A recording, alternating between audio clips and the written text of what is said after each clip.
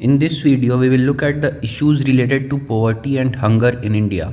So as we can see here, the first issue related to hunger and poverty is, as you can see here, hunger. The first issue related to hunger is poverty. So the people who are poor are not able to afford good food and also many other basic facilities such as shelter, fooding, clothing, proper sanitation facilities, proper healthcare facilities, etc. So the first issue related to hunger is poverty. If people are poor, they don't have proper income and the per capita income of a country is low, then they will not be able to afford proper nutrition and they will be hungry, or they will suffer from diseases from like malnutrition and other diseases due to their immune system not being immune to those diseases because of malnutrition and other and the lack of vital nutrients. So first issue is poverty, then second is climate change. So nowadays we have seen that due to the climate change there is a lot of there are a lot of natural disasters, as well as which are the frequency of natural disasters as well as their intensities are is increasing, as well as the weather is getting unpredictable day by day. That is, earlier we knew that when the monsoon will come and when the monsoon will arrive and when it will subside, but nowadays the rains have become very errant, as well as the rains have become very irregular and unpredictable. So the unpredictability of Indian monsoon, the rise in the temperature of the countries, like the global temperature rise up to 1.5 degrees Celsius, and these all are affecting the climate as well as the production of food in various countries, which is affecting the food security of the country. As the Ministry of Environment, Forest and Climate Change, as well as Ministry of Agriculture, has to work together, as well as coordinate and cooperate on things, make new policies, mitigate against climate change. They have to do all these things to fight the climate change so that it does not affect the food security of the country. So this is the other issue related to climate change, because if a particular, they have to install satellites as well as sensors, as well as the satellites which can detect weather earlier and climate earlier, so that we can mitigate earlier the climate changes which are taking place, and also we can take steps to reduce the damage to our crops, which will not impact the food security of India. So all these things have to be done in order to reduce hunger, because our country is facing has a large number of huge number of poor population, and they all suffer from hunger. The third thing is malnutrition.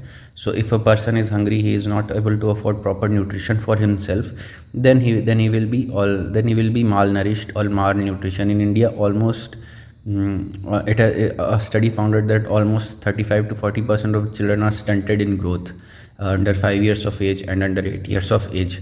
So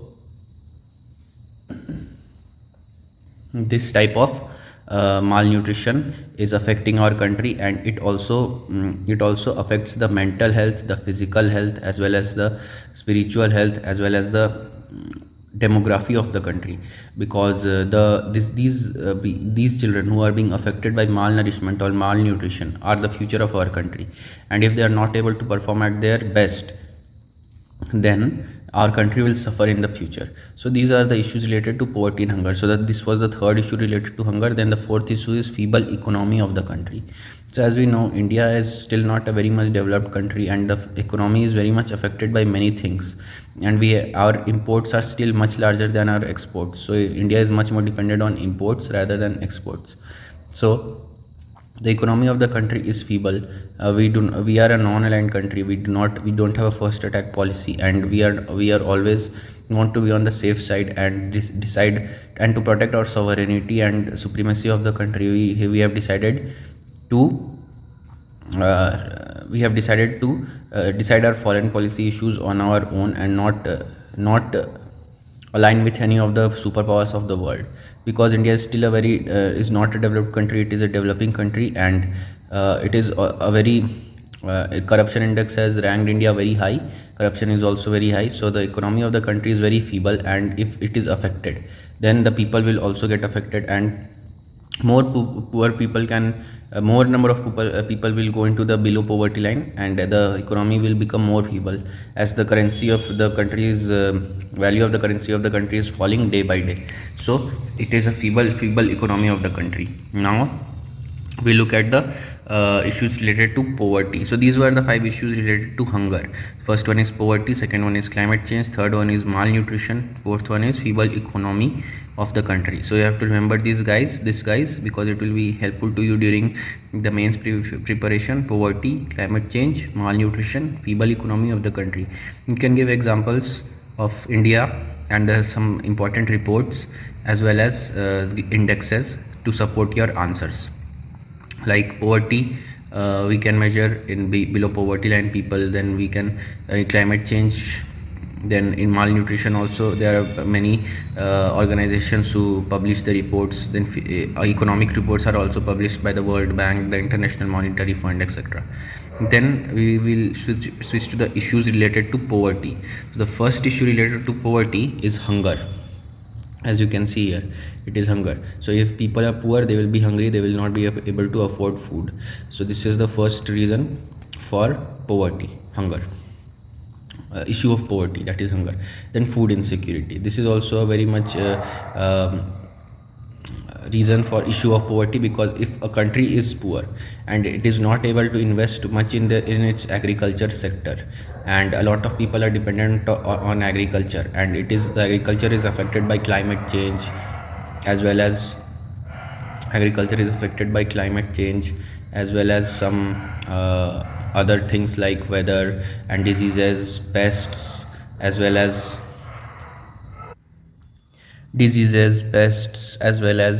other things like uh,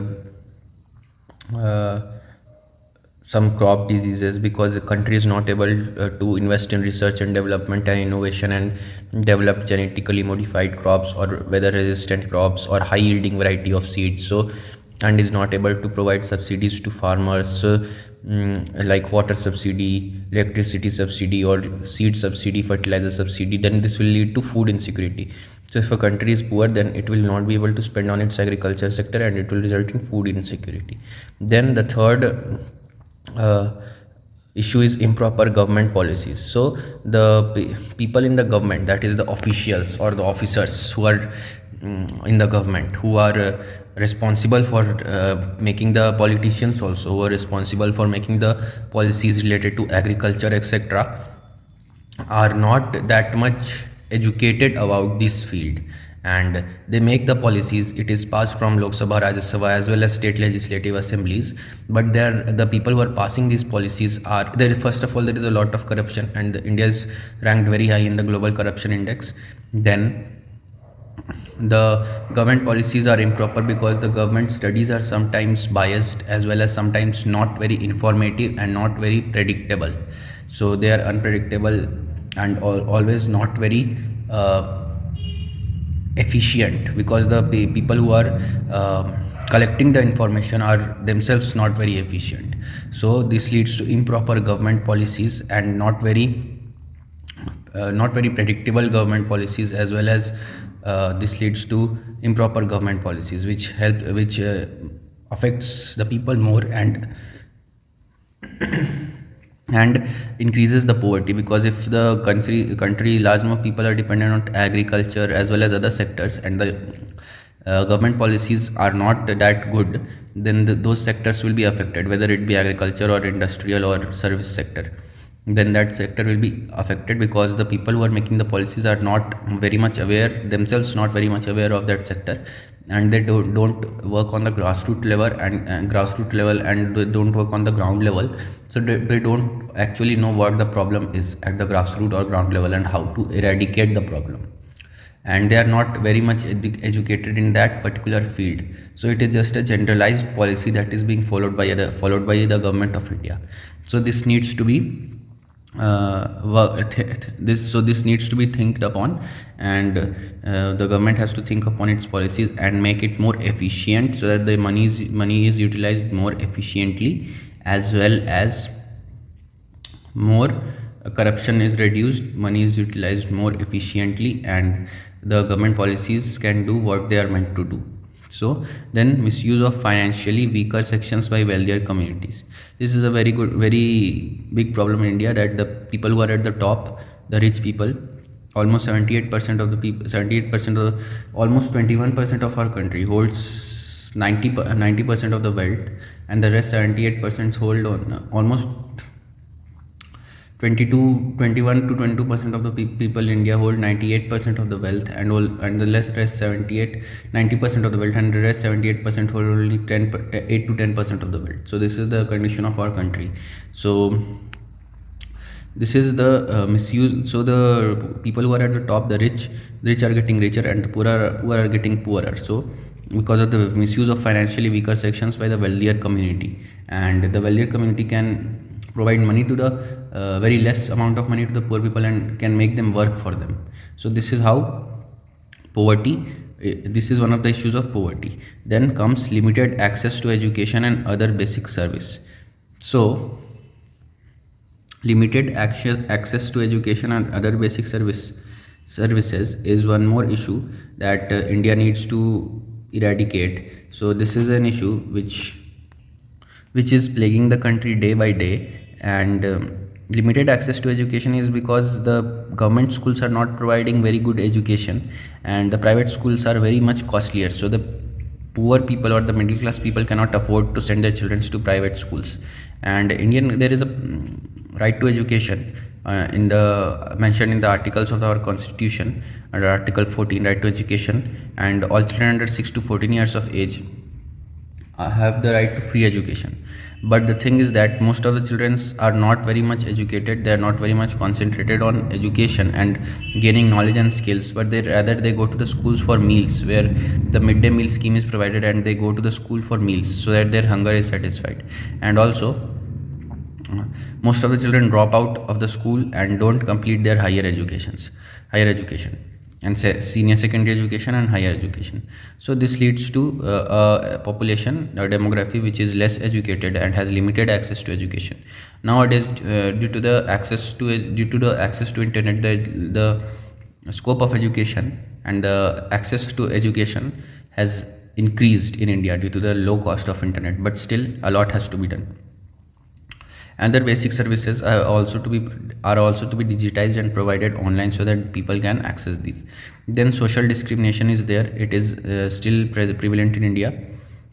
Indian constitution has banned untouchability as well as discrimination based on race, sex, caste, place of birth, gender, but still social discrimination is done, and many different kinds of people belonging to different strata of the society, as well as different classes and castes and religion experience, and gender also experience social discrimination in their day-to-day life. Then elimination and lack of participation in decision making.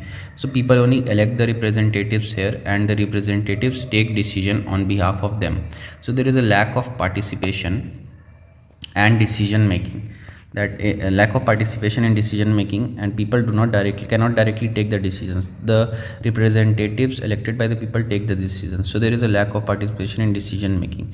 Then there is corruption, and India is ranked very high in global corruption index. Then there is centralization of power in the hands of a few, that is the ruling party in case of India. And also in state, the centralization of power is mainly the centralization of power is mainly in the hands of executives, and some part is in the judiciary and legislative organs is also, and executive is already a part of legislature in India. So the concentration is in the hands of the capitalistic society in India. Concentration of power in the hands of capitalistic, centralization of power in hands in the capitalistic society in India, as well as the executive, legislature and judiciary, as well as the government servants. So bureaucrats, diplomats, these are the people with centralization of power. Then in all rest, the people don't have any power to take. They can take decisions and are free to take decisions about their life, but they don't have the power to take decisions on behalf of the government or influence the decision of the government, and there is a lot of corruption. Then insufficient education and training. So we can see in our India that the teachers who teach the children in the schools are themselves not very well trained properly, and they don't provide good education to the children. So insufficient education is there, then the training is insufficient training leads to lack of skills. So that, and if there is lack of skills, the people are not able to earn for themselves and not become self independent, because if they don't have skill, then how will they learn? So we have to develop, at least if not high income skills, then at least low income skills in the people, so at least they can support themselves in the future. Then warfare is also there. A large amount of money of India goes into the defense budget of India due to the infiltration from different due to the secessionist groups in northeast as well as Kashmir, and the terrorist groups like and Indian Mujahideen, Jaish-e-Mohammed, and these types of groups which do infiltration in Kashmir as well as other parts of India, and disturb the current situation there. Then there are border issues with China as well as Pakistan, which are always in tension. So this leads to warfare, and India has to increase the budget so that so the threat perception is reduced day by day. Then there is the social inequality still prevalent in India, and especially in rural India, between different genders, different castes and classes of people, as well as people from different religion. They are looked down upon by the people from the higher classes and higher castes of the society. The reservation is provided to them, but still a lot has to be done. So this is all about the issues related to poverty and hunger in India. Hope you found this video informational. Even if you remember 5 points from this and 5 points from this, you can write good answer in the mains, and you have to support your answer with indexes and reports published by the different important organizations, so that it will add value to your answer. Like in terms of hunger, you can add global hunger index, food security index, then corruption index, then education index, and how many people drop out of school. These types of indexes you can add, the reports you can add, and then you can give the answer in the mains. Hope you found this video informational. I will see you in the next video.